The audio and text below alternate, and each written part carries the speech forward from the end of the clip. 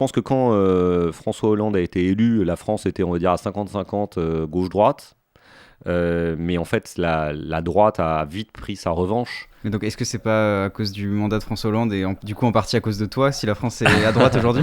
Crayonniste, bonjour. Dans l'épisode d'Œil pour Œil d'aujourd'hui, je reçois Gaspard Ganzer, ancien conseiller en communication de François Hollande. Avec lui, je suis revenu justement sur le rôle d'un conseiller en communication, sur le mandat de François Hollande. Est-ce que lui a causé la perte de François Hollande et le fait qu'il ne se représente pas en 2017 et se fasse trahir par Emmanuel Macron? C'est dont on avait parlé avec Gérard Davet d'ailleurs. Selon vous, les conseillers en communication ont-ils trop de poids, trop de responsabilités vis-à-vis des présidents de la République? Donnez-moi votre avis en commentaire. Si cette vidéo vous a plu, n'hésitez pas à vous abonner et activer la petite cloche pour être notifié lorsqu'une prochaine vidéo sortira. Laissez un j'aime, mettez un commentaire, ça fait plaisir. Bonne vidéo. Je crèverais avec une queue dans la bouche. Il faut lui mettre dans la bouche de la nourriture et pas sa bite en fait. Marine Le Pen est une démagogue. Si c'était pour le Frexit, pourquoi ils vous ont pas élu en Parce 2017? que, alors, Si nous sommes à l'image de la société, donc dans la société, il y a forcément du racisme. Les médias ont changé. Ça veut dire quoi? C'est-à-dire qu'il faut aller chez Cyril Hanouna sur TPMP pour débattre? Gaspard Ganzer, bonjour. Bonjour. C'est un vrai plaisir de t'avoir ici aujourd'hui pour Plaisir cet épisode partagé. d'Œil pour Œil. Gaspard Ganzer, tu es un ancien conseiller en communication politique, notamment de François Hollande pendant son mandat. On approche là récemment, très récemment, là, de l'élection présidentielle. Comment, en tant qu'ancien conseiller politique, on se positionne, on pense l'élection présidentielle? D'abord, on la pense comme citoyen. Là, l'élection présidentielle n'a plus lieu que dans quelques semaines, donc c'est vraiment la dernière ligne droite. Et paradoxalement, ce qui est très bizarre, c'est qu'on a le sentiment que la campagne n'est pas vraiment lancée. On a l'impression qu'on est un peu comme des cyclistes sur piste qui font des tours dans un vélodrome sans jamais déclencher l'emballage final. Et moi qui ai travaillé de l'autre côté du miroir, parce que j'ai travaillé avec un maire de Paris, le Bertrand Delanoë, un ministre des Affaires étrangères, Laurent Fabius, un président de la République, François Hollande, je suis un peu frustré de cela parce que moi j'aime le débat d'idées. Alors moi j'ai fait le choix de ne pas y participer directement parce que moi je suis plus dans la politique au sens actif du terme. Je la décrypte, je l'analyse et je conseille des entreprises dans leur stratégie parfois vis-à-vis des politiques. Mais en tant que citoyen, je suis un peu frustré pour l'instant, mais ça va peut-être changer. Est-ce qu'il y a un candidat qui a tes faveurs ou pas? J'ai pas encore décidé pour qui j'allais voter, pour te dire la vérité. Alors je sais pour qui je ne vais pas voter. Je vais pas voter pour l'extrême droite, bien évidemment, que ce soit dans sa version Éric Zemmour ou dans sa version Marine Le Pen. J'aime pas tous les excès en politique. En revanche, j'ai pas encore décidé pour qui je mettrai mon bulletin dans l'urne, sachant qu'on connaît pas encore la liste finale des candidats. Le président de la République sortant, il n'a toujours pas dit officiellement s'il se présentait. On sait pas exactement quel sera son programme. Et puis les autres qui sont les candidats de gauche, c'est plutôt ma famille politique d'origine. On ne sait pas qui sera candidat au bout du compte. Est-ce qu'il y aura toujours Hidalgo, Taubira, Roussel, Jadot, Mélenchon, ou est-ce qu'il n'y aura plus que certains d'entre eux? Aujourd'hui, justement, dans cette campagne politique, on a l'impression que chacun choisit sa petite phrase, son sujet. Est-ce que c'est pas un problème, justement, dans la communication politique où on oublie un peu les grands thèmes, on oublie des choses qui intéressent réellement? Est-ce que toi, tu l'as vu de l'intérieur aussi? Est-ce que tu y as participé? Il y a un brouhaha politique et médiatique qui est très fort, notamment depuis l'émergence des réseaux sociaux. C'est très difficile pour une personnalité politique de se faire entendre. Et donc la tentation pour une personnalité politique, pour se faire entendre, c'est de faire une provocation ou d'utiliser une formule. Moi-même, j'ai souvent préparé des interviews avec François Hollande, Bertrand Delanoë ou Laurent Fabius. Et dans l'ensemble, c'est des gens qui maîtrisent leur langage, préfèrent le fond que la forme. Mais une bonne formule, c'est difficile d'y résister parce qu'on sait qu'elle va provoquer une reprise, elle va peut-être créer le buzz. Mais c'est un piège. Parce que le problème, c'est qu'au bout du compte, on ne retient que le buzz. On regarde, récemment, le président de la République avait donné une interview aux Parisiens dans laquelle il parlait de sujets très variés, notamment la situation sanitaire. On a retenu un seul truc, c'est les non-vaccinés, j'ai bien envie de les emmerder. Ouais. Phrase qui est contestable tant sur la forme que sur le fond d'ailleurs. Mais au-delà du fait qu'elle soit contestable tant sur le fond que sur la forme, ce qui pose problème, c'est qu'elle efface tout le reste et on ne retient que la petite phrase au détriment d'un raisonnement qui était certainement plus intéressant que cela. Mais derrière, donc, il y a un Gaspard Ganzer, derrière Emmanuel Macron, qui lui a dit faut dire aux Français j'emmerde les Français qui sont pas vaccinés. En l'occurrence, je ne pense pas que ça soit passé comme ça. J'ai ma thèse, je peux me tromper. Je pense que c'est un propos qui a échappé au président de la République et qu'ils ont cherché à rationaliser a posteriori. Mais de façon plus générale, les conseillers, ce que j'ai été, ne sont jamais les gens qui, au final, prennent la décision ou communiquent vraiment eux-mêmes. il faut jamais oublier qu'il y a un seul boss, c'est un élu, une élue, un chef d'entreprise, une chef d'entreprise, et que c'est eux qui ont à être maîtres de leur parole. Bertrand Delanoë me disait souvent quelque chose qui est très vrai. Il dit voilà, quand on conseille quelqu'un, il faut jamais être d'accord avec lui plus de 50% du temps, ou il ne faut jamais qu'il suive tes décisions ou tes conseils plus de 50% du temps. Pourquoi ? Parce que sinon ça veut dire qu'il y en a un qui est soumis à l'autre, et ça c'est pas du tout une bonne chose. Donc là j'imagine que dans les interviews du président de la République, il y a des éléments de langage, des formules qui sont travaillées, il y a des spin doctors, c'est-à-dire des conseillers en communication qui doivent trouver des formules, mais au final c'est quand même Emmanuel Macron qui décide lui-même de prononcer des mots ou pas, hein, et c'est pas une marionnette dont quelqu'un tirerait les fils derrière, quoi. Ouais. Tu disais que aujourd'hui tu travailles en entreprise, tu travailles pour des entreprises. Est-ce que c'est pas un problème aujourd'hui justement que les gens qui conseillent des politiques se retrouvent après à conseiller des entreprises, et inversement qui conseillent des entreprises conseillent des politiques, qui fait une sorte de mélange un peu bizarre, même pour les citoyens, exactement, une porosité qui pour les citoyens paraît pas très claire. Et donc c'est quoi, les politiques font de la publicité, ils nous vendent des choses? En fait, c'est vrai que ça peut poser problème dans les deux sens. Et tu m'aurais interrogé il y a 20 ans, je t'aurais clairement dit que c'est inacceptable, que c'est du mélange des genres. Maintenant, je pense plus du tout cela, parce que je crois au contraire que c'est plutôt bien qu'il y ait une forme de fluidité entre des carrières dans le public et dans le privé. J'aime pas du tout l'idée qu'on fasse de la politique pour toute la vie. La professionnalisation à outrance de la politique, je pense qu'elle fait beaucoup de mal. Et à l'inverse, je pense que c'est intéressant pour des gens qui travaillent dans le secteur privé d'aller faire un tour un moment en politique pour se rendre compte qu'aussi, faire de la politique, c'est pas si simple. Il n'y a pas que des gens pourris en politique, des gens cyniques, des gens individualistes ou hyper intéressés. Il y a aussi des gens qui ont des convictions, des valeurs à défendre. Et donc c'est bien que les deux mondes ne vivent pas de façon séparée, mais qu'ils se croisent de temps en temps à l'échelle d'une carrière professionnelle. Alors après, il y a quand même des conditions. Le respect de la loi. La loi encadre strictement quand même les passages du public vers le privé. Moi, quand j'ai quitté l'Élysée, j'ai dû passer devant une commission de déontologie qui a regardé de façon extrêmement précise tout ce que j'avais fait avant, et elle m'a donné une autorisation de travailler dans le secteur privé parce que je n'avais jamais eu à exercer une tutelle sur quiconque, etc. J'avais pas de conflit d'intérêt. Moi, j'avais fait juste de la com, j'avais parlé à des journalistes, donc je pouvais tout à fait travailler avec des entreprises. J'avais jamais été en contact avec une entreprise quand j'étais à l'Élysée. Il y a des gens qui ont interdit de travailler après en entreprise? Ouais, bien sûr. Ouais, bien sûr. Bah, ça représente combien de pourcents? C'est très rare, mais ça arrive. Par exemple, quand tu as participé à la création d'une organisation, tu as assuré sa tutelle, c'est-à-dire qu'une fonction de contrôle, parce que c'est une entreprise publique, ou une entreprise privée, pardon, avec des capitaux publics. Par exemple, si tu étais en charge de la tutelle de EDF ou je sais pas, d'Engie, dont une partie du capital est public, et que tu te charges du contrôle au quotidien, donc tu donnes des instructions, après tu peux pas aller travailler là-bas, parce que sinon ça laisse entendre qu'il y a une forme de trafic d'influence ou de corruption. Ce sont des cas très rares, mais ce qui est bien... Mais je peux très bien aller dans une autre entreprise. Tu peux aller dans une autre entreprise, mais pas une entreprise à qui tu as soit donné de l'argent, soit exercé une fonction de contrôle. Moi, quand je travaillais à l'Élysée, je n'exerçais aucune fonction de contrôle. Je faisais de la communication, je m'occupais essentiellement de relations avec les journalistes. Donc j'avais le droit de faire ce que je voulais. Mais en revanche, si j'avais donné des subventions à une entreprise ou assuré des fonctions de contrôle, j'aurais pas pu le faire. Donc il y a la loi qu'il faut respecter. Et puis après, il y a aussi une forme de morale. Moi, je suis pas du tout gêné par le concept de morale. Bien au contraire, je trouve qu'il doit être réhabilité.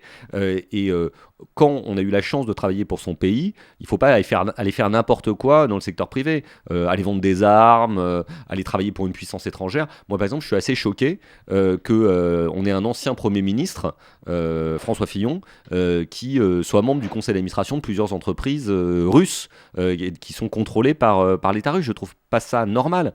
Je trouve pas ça normal qu'un ancien président de la République puisse travailler pour des gouvernements étrangers, même dans le cadre de conférences. Je pense que quand on a servi son pays, même si c'est pas interdit par la loi, il faut pouvoir se fixer des limites. Oui, mais justement, les citoyens peuvent totalement douter de la morale et des politiques et des conseillers politiques. Oui, bien sûr, et parfois ils ont raison d'ailleurs, parce qu'il y a eu beaucoup d'histoires abracadabrantesques qui ont concerné des conseillers. Regardons l'entourage de Nicolas Sarkozy à l'époque où il était président de la République. Claude Guéant, au moment où on se parle, il est quand même en prison à la santé. Plusieurs de ses anciens conseillers ont été condamnés à des peines de prison avec sursis. Sous Chirac lui-même quand même a fait l'objet d'une condamnation, paix à son âme bien évidemment, mais il a quand même fait l'objet d'une condamnation. Donc oui, il y a eu des affaires de corruption, oui, il y a eu des problèmes, mais c'est pas parce qu'il y a des brebis galeuses, des gens qui ne respectent pas la loi, que tout le monde doit être mis dans le même panier, jeté avec l'eau du bain. Faire de la politique, c'est quand même extrêmement exigeant aujourd'hui. Oui, tu as des satisfactions liées à l'élection, liées à la rencontre avec les gens, au fait que tu défends tes valeurs et que tu as du sens dans ton action, mais en même temps, tu peux te faire battre à une élection et te faire remercier du jour au lendemain, même si tu as fait un boulot correct. Tu passes ta vie à te faire insulter sur les réseaux sociaux. C'est souvent abrasif sur le terrain parce que les gens ont une grosse défiance des vies politiques. Il y a un petit côté sacerdotal quand même dans l'engagement politique. Et ça aussi, il faut le respecter. Donc il faut plaindre les politiques. Alors, pas les plaindre, mais les respecter. Quand on conseille un président de la République, on a quand même des responsabilités entre ses mains. Comment on fait au quotidien ? Qu'est-ce qu'on lui apporte sur la table ? Quelles décisions François Hollande a prises qui viennent de toi, par exemple ? Et est-ce que, même je vais aller même plus loin, est-ce que s'il n'a pas été réélu, c'est à cause de toi ? Oui, bien sûr que c'est à cause de moi. Si j'avais fait parfaitement mon travail, si j'avais été génial dans les conseils que j'avais pu lui donner, il aurait été candidat à sa réélection, il aurait peut-être même gagné. Moi, je ne suis pas du genre à me cacher derrière mon petit doigt. Je ne considère pas que j'avais un rôle subalterne. Je n'étais pas le président de la République, je n'étais pas son principal conseiller, parce qu'il avait un secrétaire général qui était Jean-Pierre Jouyet, mais j'étais un des conseillers qui voyait le plus et qui le conseillait le plus. Donc évidemment, le fait qu'il n'ait pas pu être candidat, c'est aussi de ma faute. C'est pas que de ma faute. Mais c'est aussi de ma faute. Il y a plein de choses que j'aurais certainement dû faire de façon différente. Et moi, j'ai 2 ou 3 regrets très importants. Le premier, c'est de jamais avoir réussi à montrer François Hollande tel qu'il est. François Hollande, c'est quelqu'un d'extrêmement drôle, sympathique, intelligent. Mais parfois, il apparaissait comme un peu bloqué quand il arrivait dans les médias. Et j'ai jamais trouvé le moyen de débloquer quelque part sa personnalité. C'est la première chose. La deuxième chose, je pense qu'il y a des très bonnes décisions qui ont été prises dans ce quinquennat. La création de la Banque publique d'investissement et de la French Tech, l'accord de Paris sur le climat, le mariage pour tous, mais on n'a jamais réussi à remettre en perspective l'ensemble d'un récit, et c'était vraiment ma fonction d'expliquer le début, le milieu, la fin et le sens de tout cela, même si parfois il y a des choses qui étaient improvisées. La troisième, c'est une décision très pratique. C'est un moment, François Hollande a proposé l'extension de la déchéance de nationalité contre les terroristes à la suite des attentats de novembre 2015. C'était vraiment une idée totalement fausse et mortifère, et j'aurais dû faire barrage de mon corps pour que ça soit pas le cas. Alors heureusement, ça a été retiré à temps, mais vraiment j'ai eu honte que ça puisse être proposé. C'était une idée de toi ? Ah non, pas du tout. Mais par contre... T'aurais pu avoir les moyens de... Non, mais il y a un moment, il faut savoir prendre ses responsabilités. Et je pense que j'aurais dû être beaucoup plus ferme et beaucoup plus dur à ce moment-là. C'était un débat entre vous Non, il n'y a pas eu de débat. On a été mis devant le fait accompli. Mais quand tu es conseiller, à un moment, tu vois, il y a des limites que tu dois pouvoir te fixer, des limites morales. Et là, pour le coup, je pense que chez moi, elle a été franchie à ce moment-là. Heureusement, François Hollande a retiré cette mesure quelques semaines plus tard.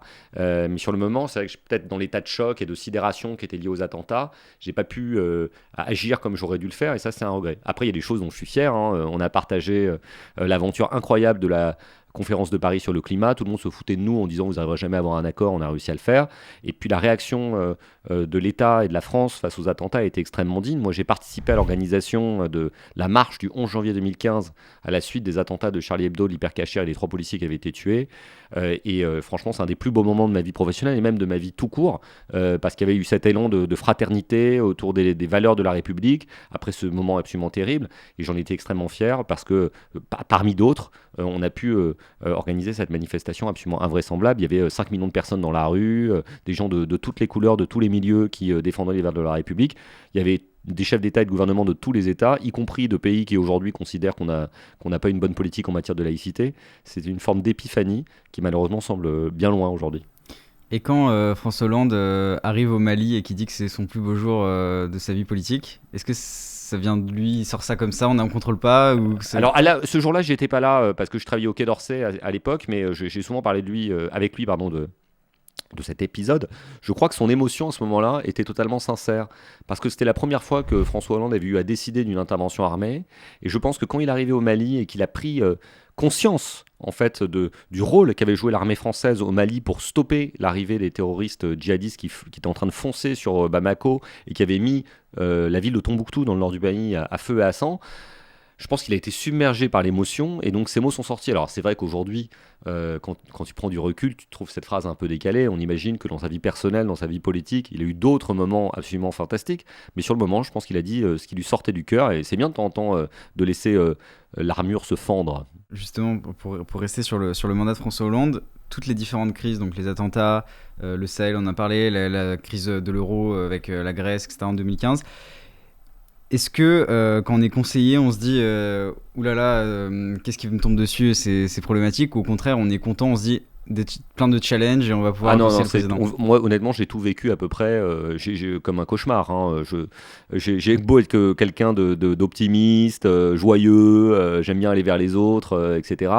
Il y avait un côté, c'était la loi de l'emmerdement maximum, la loi de Murphy comme on dit, en permanence. C'est-à-dire que tous les matins j'arrivais avec une idée à défendre, un plan de communication à mettre en œuvre sur un truc positif parce qu'on avait envie de montrer que ça allait mieux, on était enthousiaste, et à chaque fois une catastrophe nouvelle nous tombait dessus. Quand c'était pas un attentat, c'était un avion comme celui de la Germanwings qui fonçait dans une montagne, c'était un TGV qui déraillait, c'était un bus en flammes dans le sud, c'était les inondations les plus grandes du siècle, bon, des trucs vraiment invraisemblables.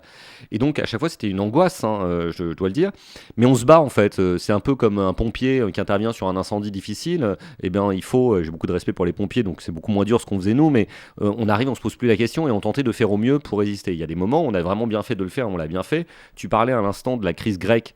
Je peux te dire que moi j'étais dans le bureau de François Hollande le soir où les Grecs ont voté par référendum contre l'accord qui avait été négocié à Bruxelles. Angela Merkel a téléphoné à François Hollande. Elle lui a dit écoute François, là c'est plus en allemand, je parle pas allemand. François, c'est plus possible. Il faut que la Grèce sorte de la zone euro, on va les mettre dehors. Tous les États membres de la zone euro sont d'accord, donc on va faire ça. Et là François Hollande lui a dit écoute non, Angela Merkel, c'est pas comme ça que ça va se passer, parce que moi je ne souhaite pas que la Grèce sorte de la zone euro, parce que si elle sort de la zone euro, on va dérouler le fil complètement et bientôt il n'y aura plus de zone euro. Et on est allé convaincre les uns après les autres les États de renégocier avec Tsipras. Alors au final l'accord est resté très dur pour la Grèce, certainement trop dur de mon point de vue, mais on a quand même réussi à maintenir la Grèce dans la zone euro, ce qui était bien. Donc du coup, c'est François Hollande qui a sauvé la Grèce. Pas tout seul, il a été celui qui a dit non. Même après ne plus être conseiller politique, vous faites un conseiller. Enfin, vous êtes encore un conseiller en com. Vous dites du bien de François Hollande. J'essaie d'être sincère, c'est-à-dire qu'il y a des choses. Je pense qu'on n'a vraiment pas été bon, quoi. Je parlais tout à l'heure de la question de la déchéance de nationalité, notre incapacité à montrer François Hollande tel qu'il était, notre incapacité à montrer ce qu'on avait réussi, ce qu'on avait raté. Notre incapacité à gérer la majorité qui s'est partie totalement dans les coins, enfin c'était n'importe quoi, les gens se déchiraient, on donnait une mauvaise image de la politique avec les frondeurs et compagnie, et puis il y avait un manque d'autorité. Mais en même temps, quand les choses sont bien, il faut le dire, quoi. Maintenant, t'es macroniste ? Non, on peut pas dire ça. J'aime bien Emmanuel Macron, puisque j'ai travaillé avec lui, je travaillais avec lui en tant qu'étudiant, parce qu'on a fait nos études ensemble. J'ai voté pour lui aux 2 tours de l'élection présidentielle. Lors des municipales de 2020, moi j'avais tenté de mener une liste indépendante, qui finalement ça n'a pas marché, donc j'ai rejoint la majorité présidentielle.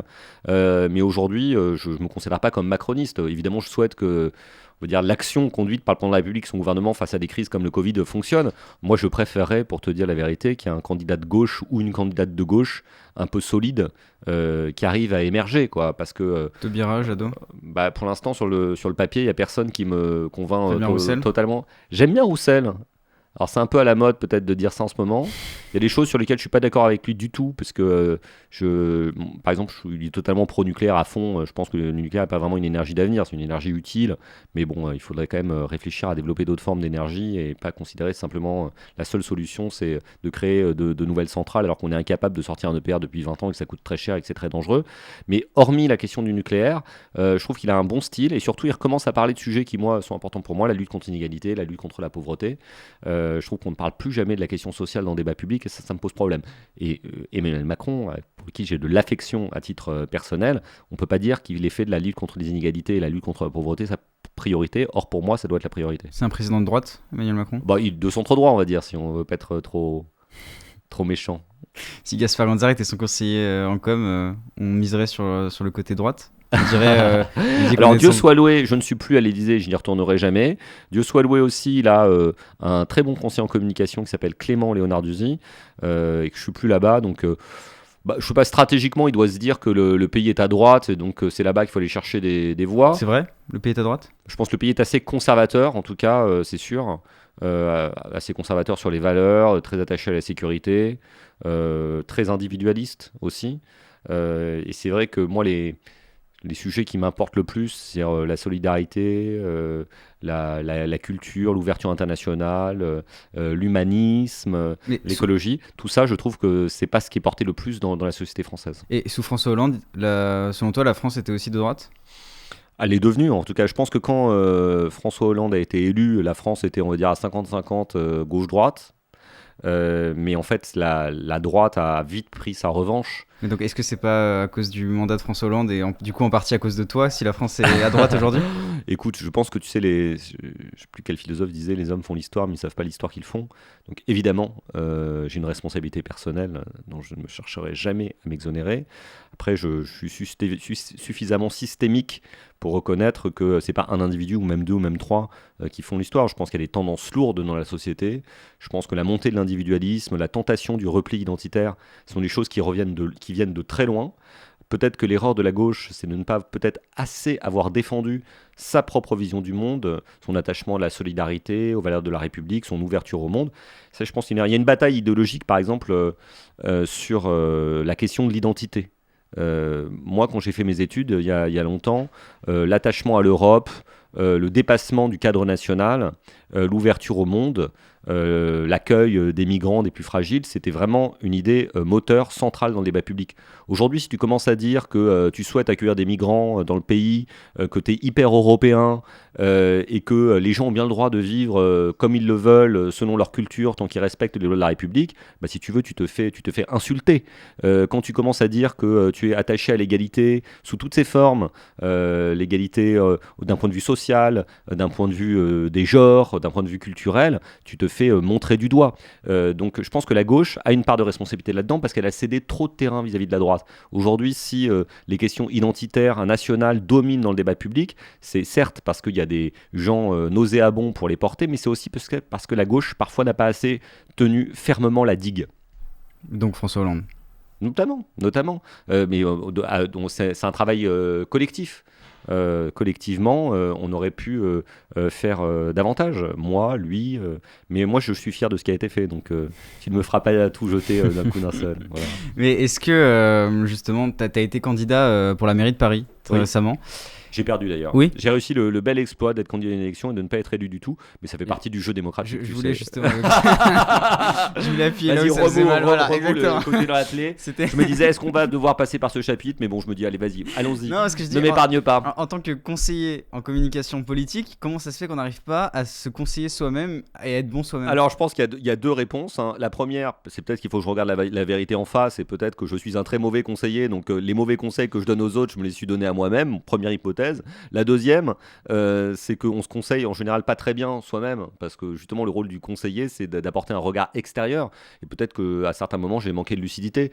Quand je reviens sur cette aventure, il y a des choses absolument formidables que j'ai vécues. C'est une aventure humaine et collective, c'est extraordinaire. Tu rencontres un nombre de gens incalculable, tu fais des rencontres que tu n'aurais pas pu faire dans un cadre différent. Tu réfléchis aussi beaucoup pour toi-même. Moi, je suis très fier d'avoir apporté des idées dans le débat public, notamment sur la suppression du périph', la construction du Grand Paris. J'aime beaucoup cela.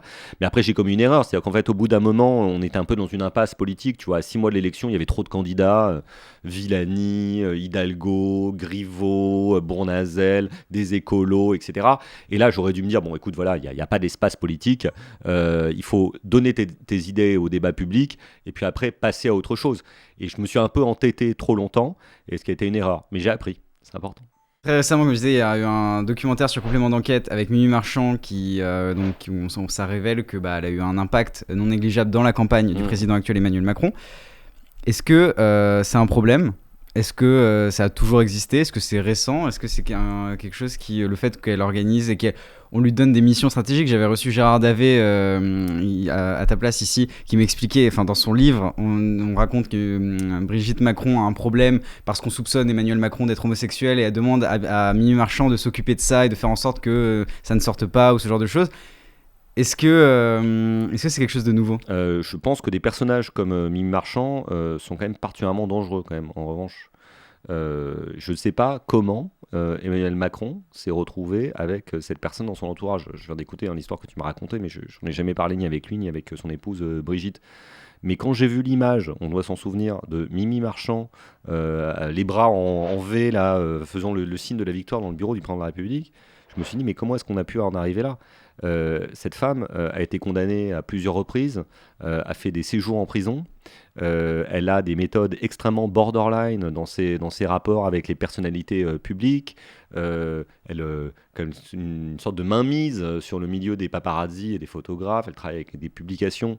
J'ai rien contre les gens qui travaillent dans ces publications en tant que telles, mais qui font quand même pas beaucoup de bien à la démocratie. Voici, Closer et compagnie. Et elle a joué le rôle de conseillère image du président ou du candidat président et de son épouse. Je pense que ça ne devrait pas arriver. Et d'ailleurs, depuis qu'il y a eu les premières révélations sur qui était Mimi Marchand, celle-ci semble quand même avoir été mise un peu de côté, mais c'est quand même très problématique. Est-ce que François Hollande, il avait une Mimi Marchand ? Ah, mais il l'avait, mais contre lui. Il avait Mimi Marchand elle-même contre lui, parce que c'est Mimi Marchand qui a été une de celles qui a agi pour qu'il y ait des photos de lui en au scooter rue du Cirque. Après, le responsable, c'est celui qui fait la faute, hein, c'est pas le photographe, tu sais. Hein. C'est pas le radiologue qui est responsable quand tu t'es cassé la jambe, tu vois. Bah, c'est la même chose. C'est pas le photographe qui est responsable du fait que tu te fais prendre en flagrant délit d'adultère. Mais bon, elle a quand même monté de quelques manips. Et plus généralement, le milieu des paparazzi a pas fait du bien au quinquennat de François Hollande. Il y a quand même une photo qui a été prise à l'intérieur de l'Élysée au mépris de toutes les consignes de sécurité, ou sur le lieu de vacances de François Hollande. On a quand même vécu des galères où on sentait qu'il y avait un peu trop de porosité. On était un peu, par certains aspects, un peu faible. Par contre, il n'y a aucun des membres de son entourage qui fait l'objet d'une poursuite judiciaire et qui est menacé de se retrouver en prison. Lui-même, il n'y a aucune affaire qui porte sur lui. Je te rappelle que ses deux prédécesseurs ont fait l'objet de poursuites judiciaires et de condamnations. Lui, il n'y a même pas une poursuite qui est en cours. On voit l'avocat de François Hollande. Je suis aussi concerné, hein, j'ai intention, j'ai intérêt à le défendre parce que je me défends aussi pour moi-même. Ouais. C'est qui, selon toi, le meilleur communicant de la Ve République ? Alors si je dis la première chose qui me vient, je dis Jacques Pilan. C'est pas une réponse très originale. Alors Jacques Pilan, c'était le conseiller de François Mitterrand, qui a aidé François Mitterrand à reconstruire son image à partir de 84, au moment où vraiment François Mitterrand était vraiment très mal dans les sondages, et on savait déjà qu'il allait perdre les élections législatives de 86. Et puis après, Jacques Pilan, qui était un peu un mercenaire, est passé de François Mitterrand à Jacques Chirac, avec armes et bagages, là où ça s'est un peu moins bien passé, puisque c'est un de ceux qui a conseillé la dissolution de 97, qui a conduit à l'arrivée de Lionel Jospin. Donc ouais, non, je dirais que le meilleur communicant, c'est lui, et ça reste lui. Et comment on rentre, pour un peu mieux comprendre, comment on rentre à l'Élysée en tant que conseiller communication ? Est-ce que c'est via le parti ? C'est-à-dire est-ce qu'on a une étiquette ? Il y a beaucoup de hasard. Moi, en l'occurrence, j'étais membre du Parti Socialiste, mais je connaissais pas du tout François Hollande, je l'avais jamais vu de ma vie. Il a fallu un concours de circonstances absolument invraisemblable pour que je me retrouve là. Il a fallu que la personne qui s'occupait de la communication, Aquilino Morel, doive partir assez vite de l'Élysée, parce qu'il a été pris dans une histoire assez obscure de cirage de pompe au sens propre du terme dans les salons de l'Élysée, mais aussi il y avait une enquête de Mediapart sur son dos. Et donc en urgence, François Hollande a dû chercher un conseiller en communication. Il en a parlé à un gars qui s'appelle Philippe Grandjean, qui à l'époque travaillait chez Capgemini et qui était un de ses amis, et qui aujourd'hui est plutôt ami d'Emmanuel Macron. Et donc Philippe Grandjean a suggéré mon nom. Et donc j'y suis allé, j'ai rencontré François Hollande, et quand j'ai eu une sorte de coup de cœur professionnel, alors que tout le monde m'avait dit surtout va pas travailler avec lui, c'est n'importe quoi, il est mauvais en communication, il écoute personne, etc. Il est à 18% dans les sondages, etc. Et moi je me suis dit bêtement, il a l'air sympa, il est intelligent, honnête, c'est quand même vachement bien de travailler pour des gens sympas, intelligents, honnêtes. Et puis il a 18% dans les sondages, ça peut pas être pire. L'expérience a prouvé que ça pouvait être bien pire, parce qu'il est descendu beaucoup plus bas dans les sondages et il a pas pu être candidat à sa réélection. Dernière question désormais qu'on pose à tous nos invités, est-ce qu'il y a quelqu'un que tu aimerais voir ici, assis à ta place, pour une prochaine interview qu'on ferait ? Éventuellement quelqu'un que tu aimes ou que tu aimes pas d'ailleurs, peu importe. Déjà, une première réponse générale, je trouve que c'est bien de venir ici, donc je le souhaite à tout le monde.